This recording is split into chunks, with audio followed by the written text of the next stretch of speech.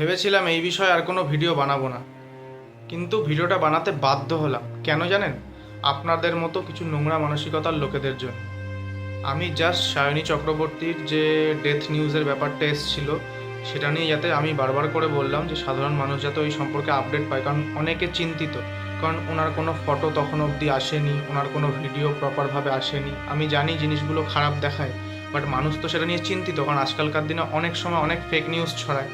তো অনেকে বলছে সেটার দায়িত্ব আপনি আপনি নেওয়ার কে, আপনাকে সেটার দায়িত্ব নিতে কে বলেছে? একটা সোশ্যাল মিডিয়া ইনফ্লুয়েন্সার যদি থাকে, তার সম্পর্কে পাবলিক জানতে চাইবে, এটা স্বাভাবিক ব্যাপার। আর আমি কোনোভাবে নেগেটিভ কোনো মন্তব্য করিনি, কোনো নেগেটিভ ভিডিও বানাইনি। আমি জাস্ট একটা তথ্য তুলে ধরার জন্য ইনফরমেটিভ ভিডিওর মতো সামনের একটা ভিডিও একজন ছেড়েছিল, ওই ভিডিওটা কিন্তু আমিও তুলিনি, কারণ আমার ওরকম মানসিকতা নেই। মানে অত আমার মনের জোরও নেই যে একজন কেউ মারা গেছে সেই ভিডিও গিয়ে তোলার মতো আমার মনের জোর নেই। বাট সেই ভিডিওটা কিন্তু যথেষ্ট ব্লারি আসছিল, ঠিকভাবে মুখ দেখা যাচ্ছিল না, আশেপাশের পরিবেশটা সম্পর্কে দেখা যাচ্ছিল যেরকম কিছু ঘটনা হয়তো ঘটেছে। সে কারণে আমি জাস্ট ভিডিওটা দিয়েছি, ওই ভিডিওটার মধ্যে কিন্তু কোনো মুখও দেখা যাচ্ছে না। বাট আমার ভিডিওর পরে কিন্তু অনেক কেউ ওনার যে মৃতদেহর ছবি সেটা পোস্ট করেছে, এমনকি ওনাকে নিয়ে অনেক রকম নোংরা নোংরা কথা।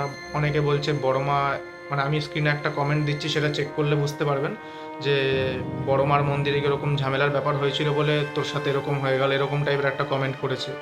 কেউ লাভ জিহাদের কথা বলছে, স্ক্রিনের সাইডে একটা কমেন্টে দেখতে পাবেন এরকম বলছে।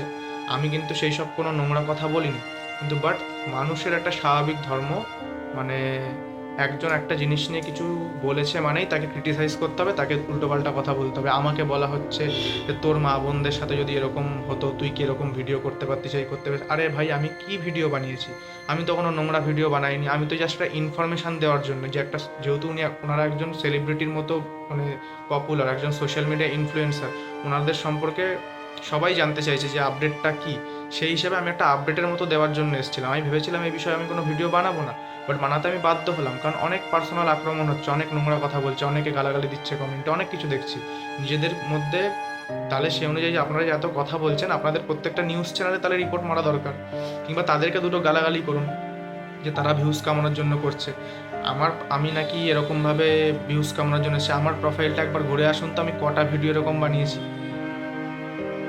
আমি রিসেন্ট অ্যানিম্যালস নিয়ে, যারা যারা অ্যানিম্যাল অ্যাক্টিভিটিস্ট, যেহেতু উনিও একজন অ্যানিম্যাল ওয়েলফেয়ারের সাথে যুক্ত ছিল, আমিও অ্যানিম্যাল ওয়েলফেয়ারের সাথে যুক্ত, সেই জন্য আমি ওনাকে নিয়ে ভিডিও বানিয়েছি, কারণ আমি পার্সোনালি ওনাকে ফলো করতাম, আমারও জিনিসটা খুব খারাপ লেগেছে, তাই জন্য আমি ভিডিওটা শেয়ার করেছি।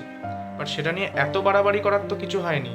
তাহলে সেই অনুযায়ী প্রত্যেকটা নিউজ চ্যানেলের উপর আপনাদের কেস করা উচিত, তাদেরকে প্রত্যেকটাকে গালাগালি করুন। সেই বেলায় তো কিছু করতে পারেন না, আর একজন ছোট কোনো কন্টেন্ট ক্রিয়েটার হলো কিংবা সাধারণ মানুষ যদি ভিডিও বানায়, তার উপরে আপনাদের হুজ্জতি করা।